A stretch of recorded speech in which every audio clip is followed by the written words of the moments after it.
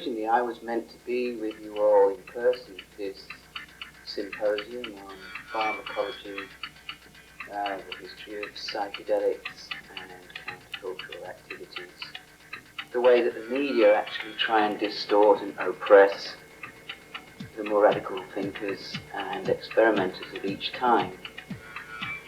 As irony would have it, I cannot be with you in person, unless you count the digital image as real, and that's open to a lot of conjecture. I'm an exile, basically. I'm a fugitive in a sense, and I'm a fugitive for my exploration of sense and senses.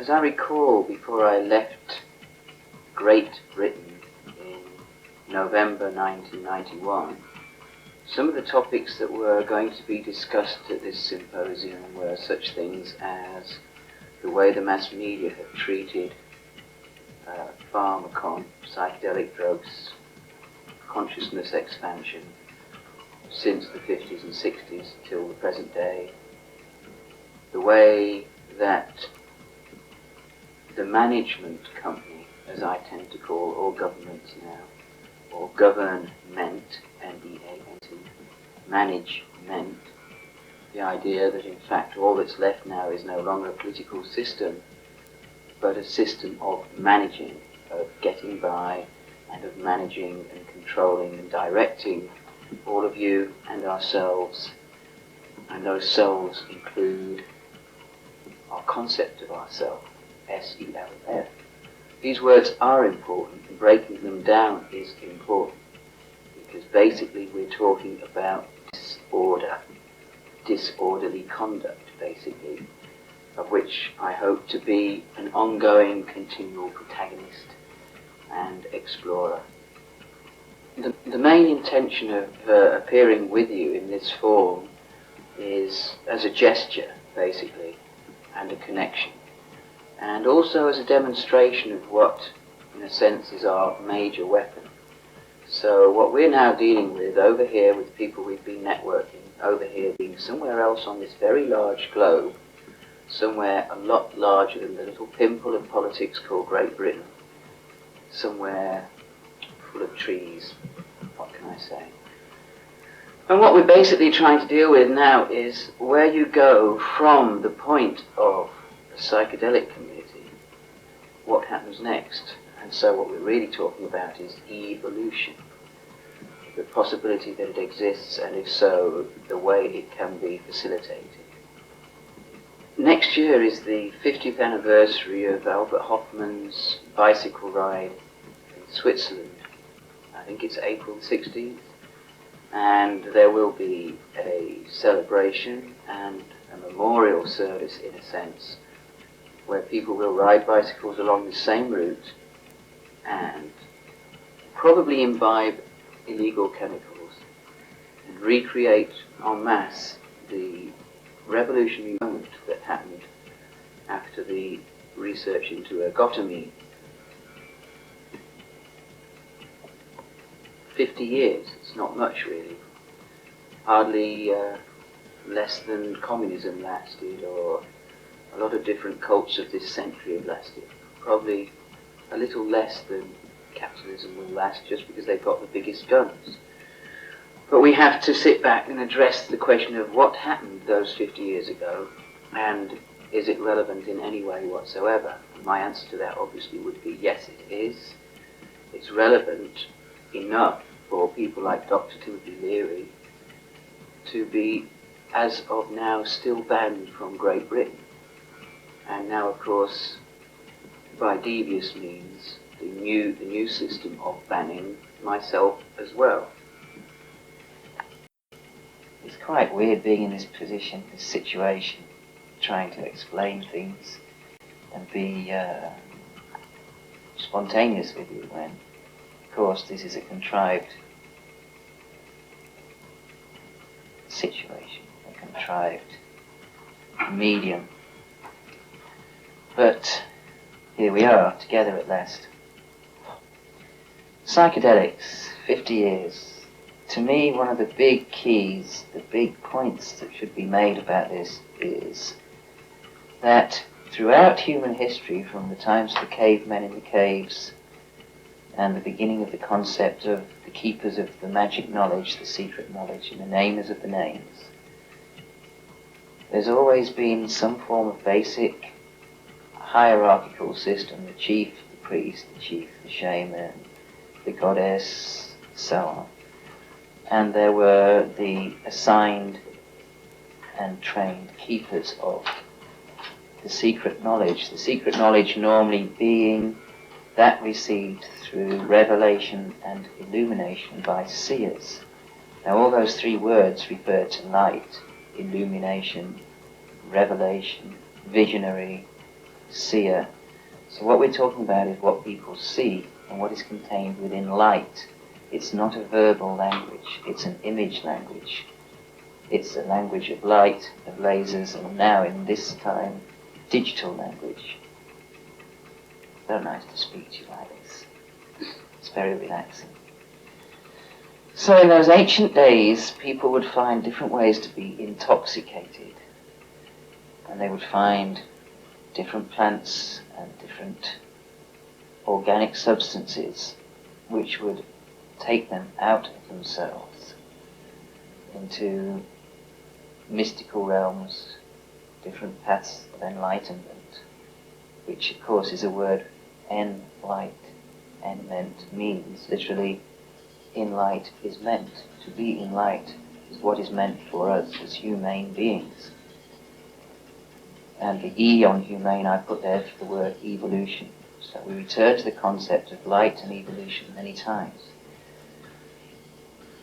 The possessors of and the controllers of illumination, of visionary experience, basically became the feudal lords, the owners of land, and by owning the land, owning in a sense the earth, or trying to claim the earth itself as their possession. Now we all know that's not possible, and we've all seen the results of this possession of the earth. It's just not scientifically possible to maintain the status quo in a state of flux. For a long time we've been saying that Britain, Great Britain, was actually still a feudal society, and that basically the police and the army and the church serve the ends and the potential and continuing power of a ruling elite. That's a basic simplicity, that's a basic thing we all say we know. But in fact, to what extent is this buried in us? To what extent is it part of our DNA imprint? How much do we actually become submissive to a dream that we do not subscribe to? So what you're asking is, can DNA be controlled? Or how is it manipulated? Yeah, is DNA controlled, or is it that we are just simply controlled by DNA?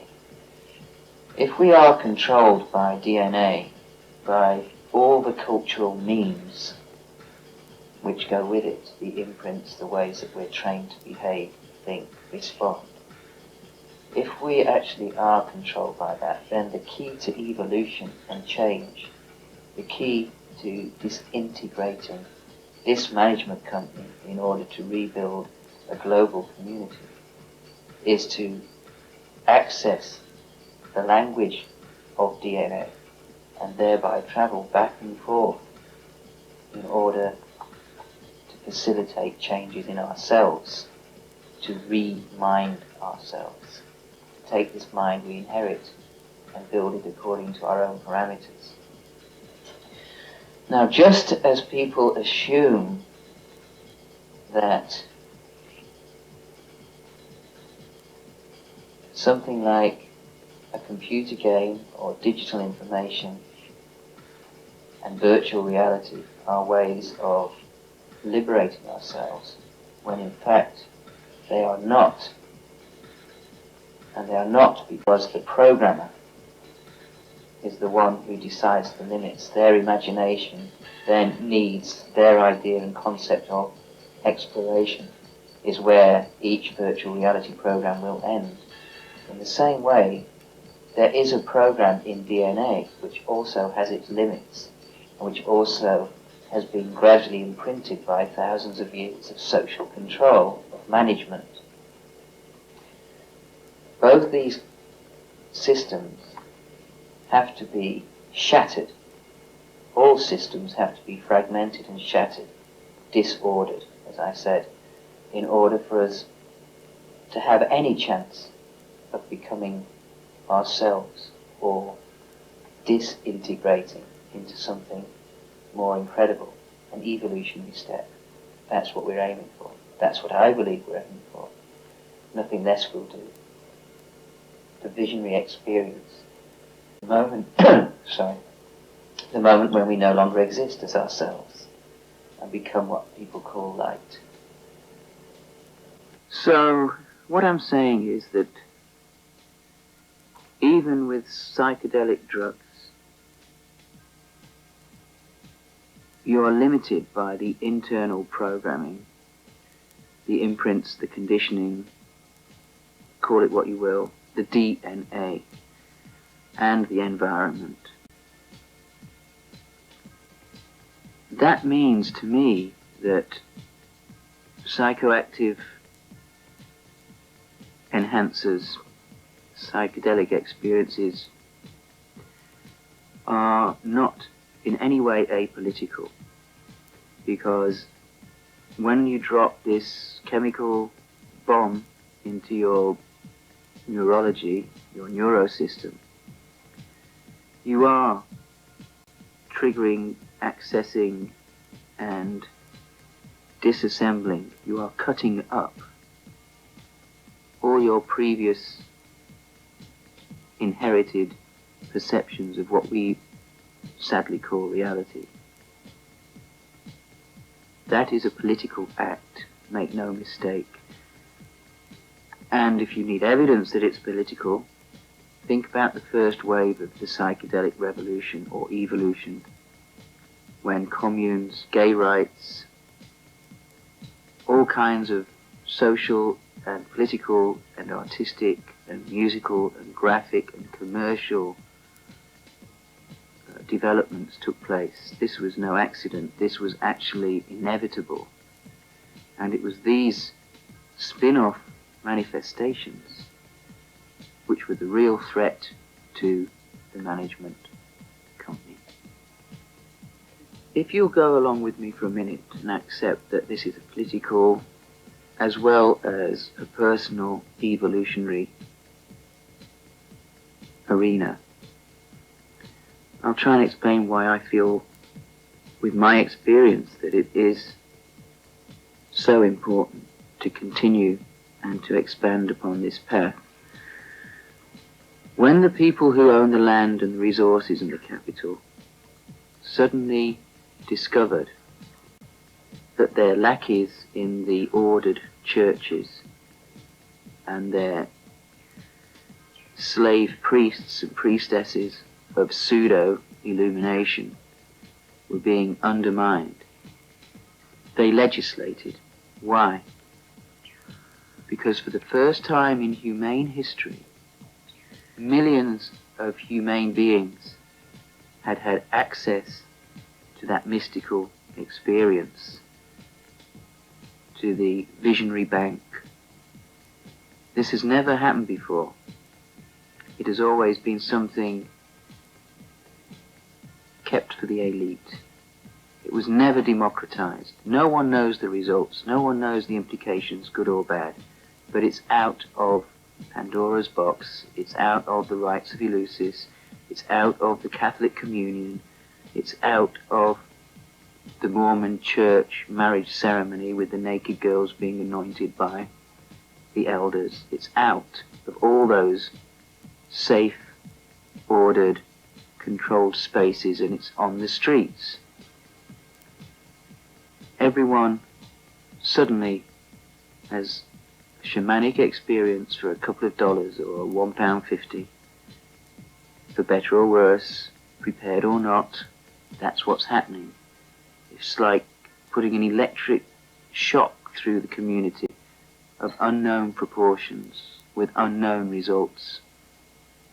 the only known result is it's stealing power from the elite, from the feudal lords, and it's re-empowering, or in a sense, for the first time, truly self-empowering the people on the earth.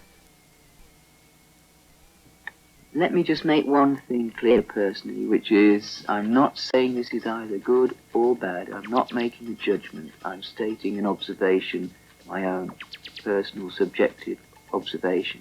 But I think it's worth noting. And I think it's pretty much the same as television appearing around the same time en masse.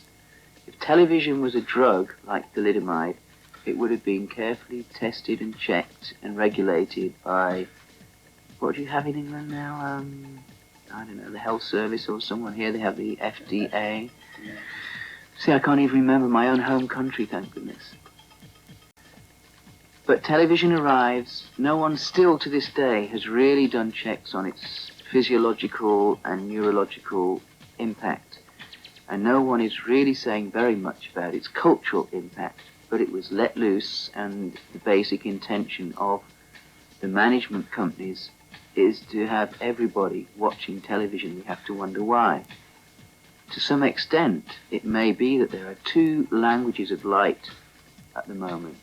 One is the televisual, digitized language, the new Holy Bible, and the other is the self-empowering language of light, which can be accessed in many ways, not just through psychedelic or psychoactive chemicals. We've just been trying to remember where that took us, and I guess it took us right here, cutting up the video image, the Holy Bible, committing the new cardinal sin. And for my sins, here I am, out in the light, in the trees, with the rocks, beautiful holy rocks that contain more memories than most computers, and the redwood trees that breathe much deeper than we breathe. It's easy to forget what you're trying to say when you get somewhere like this, which is probably a good thing, don't you think? Come with me for a moment, away from these heavy thoughts, into our boudoir.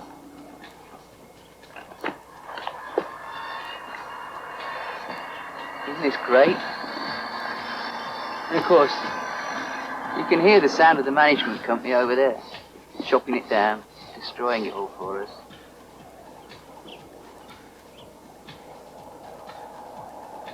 Yeah, we're out here just because we started to play with light, basically. All kinds of light.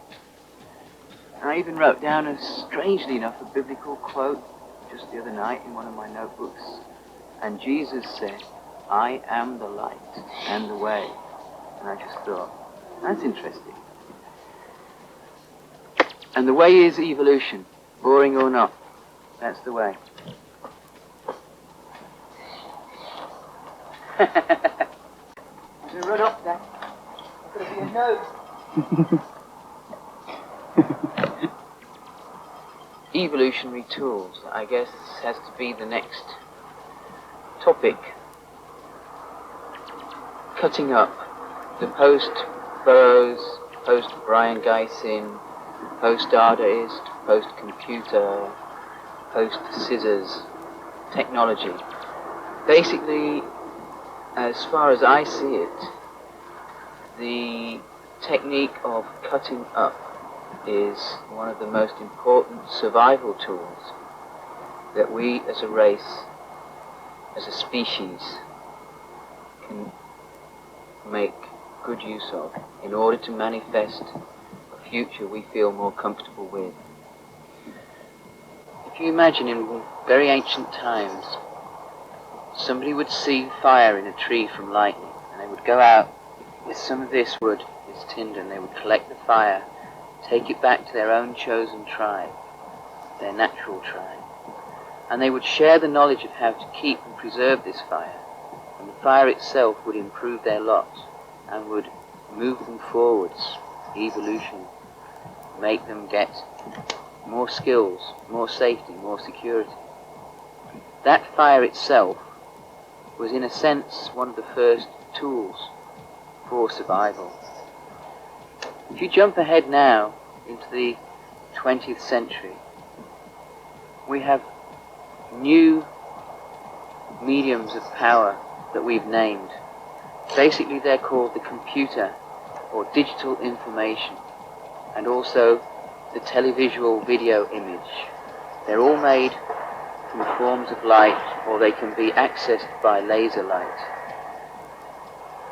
The survival tool we need to use now is almost the opposite of the ancient one. Instead of preserving that light, we have to cut it up, we have to deconstruct it, rip it apart, and reassemble it in the way that we choose to make the picture we want, or to just see what's really there. There's something that the West always calls the unconscious mind, and it usually seems to look down on that unconscious mind as something weak. And the management companies in the West have one basic premise, I suppose, which is to maintain the status quo, to keep everything just the same as it always was, and to assume that it always will be, as it was in the beginning, etc.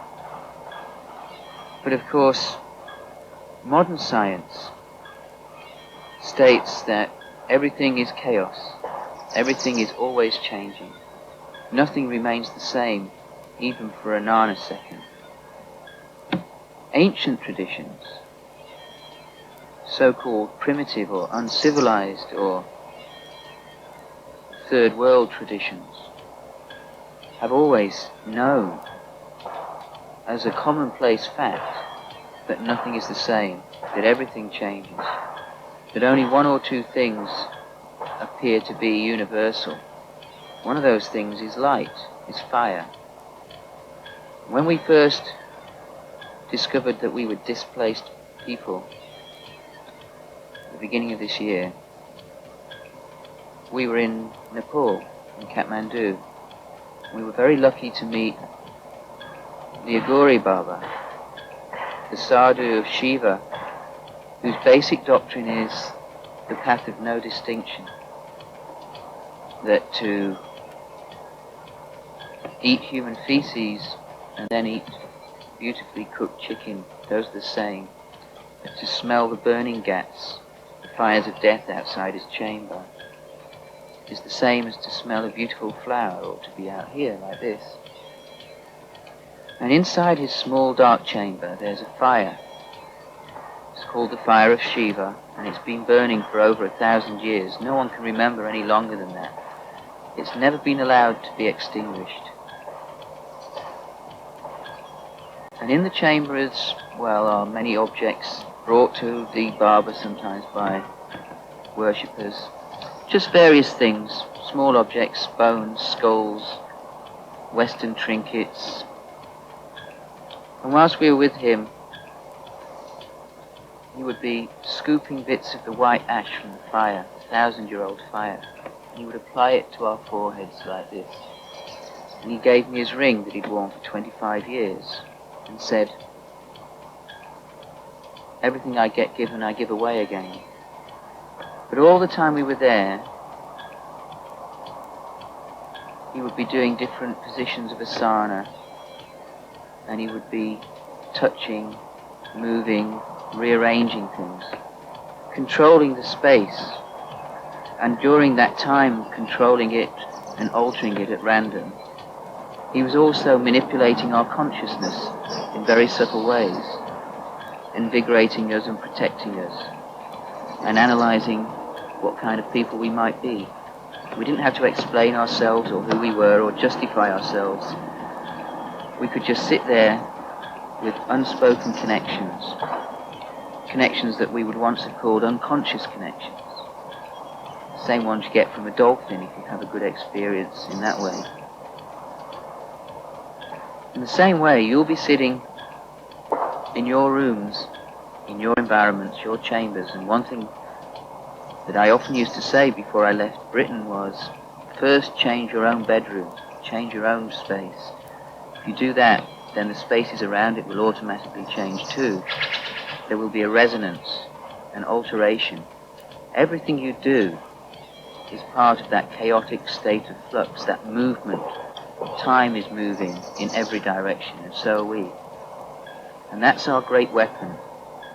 We're aware that we can rearrange and change and manipulate and alter our environment and the information we receive. We can take a video, a VCR recorder, and record off the TV and chop everything up, put it in the order that we like, send it to a friend down a modem, get them to change it. They keep what they like, they throw away what they don't like. They learn how this fixed reality is actually constructed. They learn how to change it. They do their own private manipulations. Every morning, when you wake up, imagine going to the mirror. Look at yourself in the mirror, your complete image, your reflected light. Then smash the mirror and rebuild the picture of yourself the way you would like it to look, in the order you would prefer. In the beginning was the Word, and the Word originally was a way of naming things. By naming things we fixed them, and we started to believe that everything was always the same because the name stayed the same. That was a great big mistake. But a worse mistake was made. The sacred keepers of the visions of the illumination were somehow bribed, threatened, cajoled, tempted into writing those visions down, into creating ultimately the Holy Bible. The Holy Bible was the words, not just the actual book that you're so familiar with. The Holy Bible, in a sense, is all books, all fixed words, fixed ideas. In a sense, is the idea of being able to fix things, to keep them linear. In the 50s, and after the Dadaists, Brion Gysin and William Burroughs and other people began to cut up and plagiarize, chop up and analyze the power of the word, the power of the written linear word. And as the famous saying goes, what was the idea of cutting it all up? To see what it really says. Not to hear it, not to read it, to see it. At that time, it was said that writing was 50 years behind painting. In fact, what we have now is a new Holy Bible, a computerized, virtual reality, digitized image bank. As once, it was a cardinal sin, a blasphemy, a sacrilege, to cut up the word. So now, the new sin, the new cardinal sin, the blasphemy, is to cut up the televisual image, the video image. But everyone can do it. Everyone can play this game. Everyone can attack and be a heretic. Want to join my club? I think it is important to keep reminding people to be very aware of the programmers, both metaphorical and literal, that everything we're experiencing that comes into us as information from other people's mouths, from computers, from records, from books, from educational facilities, from parents, everything that's coming in is being programmed and edited in advance within the experience, needs, desires of people who are giving it to us. It's always subjective, and usually there's a vested interest behind it. If your mum and dad say, don't read that book, or don't go out tonight at such and such a time, they're saying it sometimes for a very good protective reason, sometimes for their own expediency, and sometimes to mould you in their own image. And virtual reality, when we experienced it, immediately struck me as being incredibly limited by the mind of the programmer. which is not to say that they don't have imagination and they aren't brilliant people, but just, nevertheless, it's one human being with one brain building an alternate world, which can only be built from their own experience and their own daydreams. And I guess our position has always been to empower people to make their own personal daydreams come true and to build their own universe, omniverse, and to build their own limits, and within those limits to embroider and extend the implications that they discover, so they become initially fully integrated people. But of course the great irony is we become fully integrated and balanced in order to disintegrate, in order to explode into light and not exist and travel in every direction simultaneously, quakereversely. And that's the way we reseed our omniverse, and we share everything that we find and do and feel with past, present and future time. That's really the only thing we can share with each other, the only communication that can take place. So the editing and the programming, in a sense, contain that which we would like to destroy, dare I say. Destroy, disorientate and disorder. And the chopping up of behaviour patterns, the chopping up of video and television images, the chopping up of newspapers, the chopping up of our own new knowledge each morning, the smashing of the mirror with our image in it, that remembering and reminding that nothing is fixed or should be, that still seems to be the most important activity and tool we can use to survive and evolve and have any kind of self-esteem.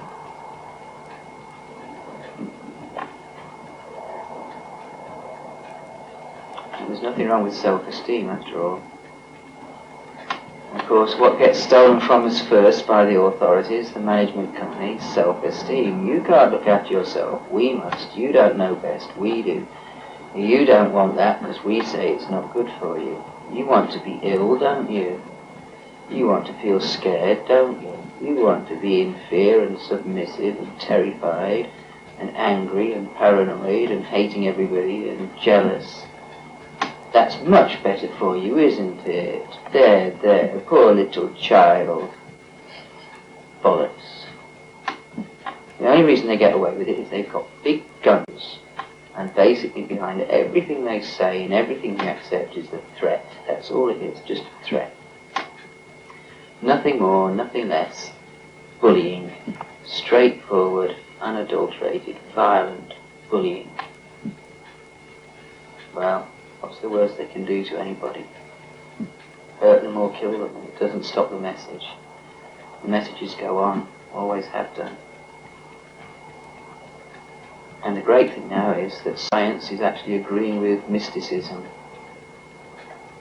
The visionaries and the scientists and the technological designers and the artists and the creative thinkers and the psychologists and the therapists and the naturalists and the shaman and the lama, everybody with a bit of light inside those eyes. What are they saying to us? Actually, it's exactly like this. It's chaos. And isn't it fabulous?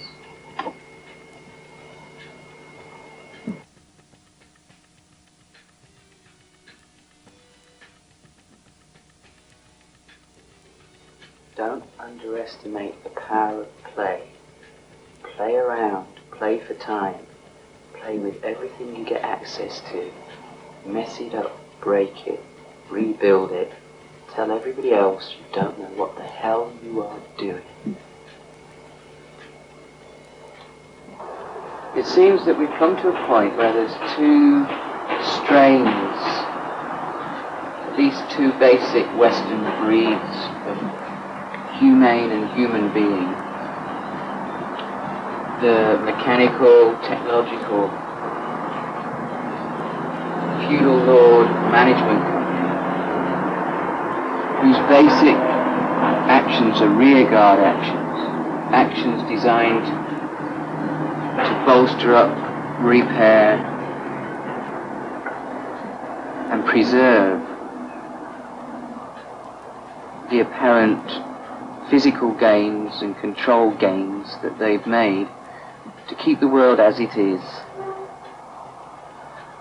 and even to go back to how it was when it was somehow, in an abstract way, better, more moral, more robust and more straightforward. But I see all that as a rearguard action, and during this rearguard action there'll be mopping up times when the troops go in and they try and pick off a few random dissidents and subversives, make them scapegoats, try and demoralize them, which in itself is an interesting word, demoralize. So on one level they're saying they want to be moral and they want to take the morals out of their enemies. And it's just more destruction, it's just more violence, and it's just more ludicrous all the time. Synchronistically, here we all are, looking out at the opposite way of seeing things, the chaotic way that seems to make more sense. And so now we have to embrace the concept of chaos. We have to embrace the ebb and flow of the omniverse. And that's the other breed, the other strain of DNA. Maybe they're even completely separate now. They've got different programmers. I really believe people who collude in the management companies of this planet believe implicitly and secretly amongst themselves they are superior beings, better able to know the truth,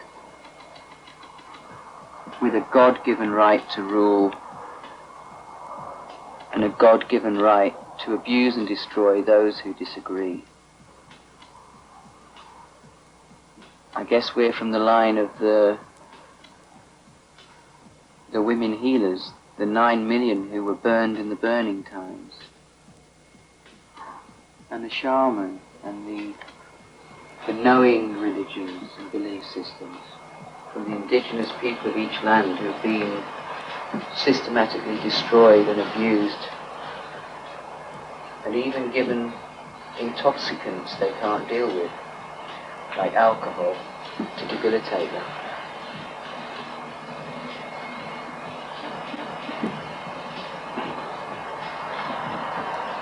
Everything's double talk now, everything's double speak, everything's lies and hypocrisy that comes from the top. And as the top mimics the mother and father concept, and the population is seen as the children of the top, it's not surprising that many people mimic their techniques and use violence and hypocrisy to survive. But it won't work. The trees won't listen, and the poets won't listen, and everyone at some point is a young, growing child who knows better than their parents, quite rightly. So the thing is just to speak to each other and embrace each other and communicate with honesty, to be daring, to refuse to collude in the lies and the killing anymore, whatever anyone may say. How was the British Empire destroyed? By a tiny little man called Gandhi, who in a sense did nothing, and by doing nothing destabilized permanently a huge military empire. So one person can do a lot. One empowered, inspired individual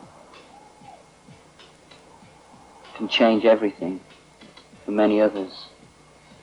And since this hyperdelic revolution, and I say hyperdelic to mean technology and computers and telephones and satellites and anthropology, to take the idea of psychedelic further and beyond psychoactive chemicals into a life attitude and a way of life. This hyperdelic evolution and community is now so large that it cannot be eradicated. It will always return. It's part of the oldest visionary lineage on this particular planet. But it's far older than any of the executives in the management company are able to understand. Chop it all up, cut it all up, re-empower yourselves, repossess your own space. That's all there is to do. And believe me, it causes great mischief in those secret corridors of power.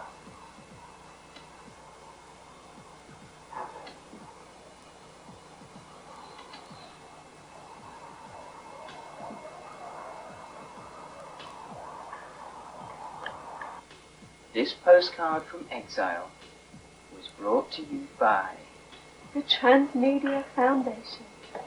Camera work by GAMAL A. Special thanks to Millie, the ZAP Club, Dickie, Timothy Leary, Psychic TV, Cindy and Michael Horowitz, and Trushy Ricochet, Agori Baba, and all the holy fools everywhere who know more than they let on. There you go. In a way, not being allowed to go home could be seen as being very liberating, because it makes you aware how much of the rest of the world you've got to choose to play with and visit. And I'm fast coming to the conclusion that being nomadic is really the state to be in at this moment in time. To be travellers, mentally and physically, is one of the keys to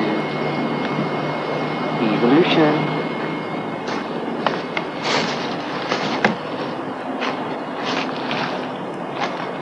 Oh, you still there?